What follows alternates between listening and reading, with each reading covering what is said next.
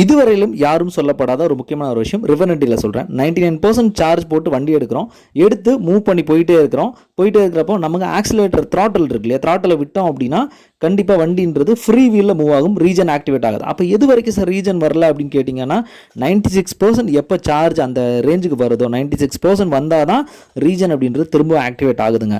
அது வரைக்கும் ஃப்ரீ வீலில் தான் மூவ் ஆகுது. அந்த ரீஜன் ஆக்டிவேட் ஆகிறதுக்கு முன்னாடி வரைக்கும் நான் என்னோட பிளேஸ் ஹோம்லேருந்து கிளம்பி ஒரு 4.3 கிலோமீட்டர்ஸ் வந்து நான் ரன் பண்ணேன். 3% சார்ஜ் வந்து அதுக்கு யூட்டிலைஸ் ஆச்சு. ஸோ இப்போ ஒரு இடத்துல நிறுத்திட்டு உங்களுக்காக காட்டுறேன். 95% சார்ஜ் இருக்குது. இது வரைக்கும் 5.3 கிலோமீட்டர்ஸ் வந்து நான் வந்து ரன் பண்ணியிருக்கேன். ஸோ டோட்டலாக அந்த ரீஜன் ஆக்டிவேட் ஆகி நமக்கு வந்து டோட்டலாக லாஸ்ட் லெவலில் 4%க்கு நமக்கு வந்து 5.3 கிலோமீட்டர்ஸ் வந்து கிடச்சிருக்குங்க. ஸோ ஃபுல் ரேஞ்ச் அப்படின்றது இன்னும் நிறைய சம்மந்தமான விஷயங்கள் வீடியோ போட்டிருக்கேன். ஸோ இந்த சமயத்தில் ஓட்டுறப்ப நமக்கு வந்து கொஞ்சம் ரீஜன் இருக்கிறதுனால பிரேக்கை பிடிக்க தேவையில்ல, அந்த மாதிரியான கான்சியஸ் வந்து இந்த செக்மெண்ட்டில் நினைக்கக்கூடாது.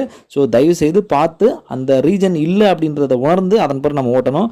நினச்ச இடத்துல பிரேக் போடுற விஷயத்தையும் ஃபாலோ பண்ணிக்க. சப்ஸ்கிரைப் பண்ணிக்க முதல் முறையாக பார்க்குறீங்க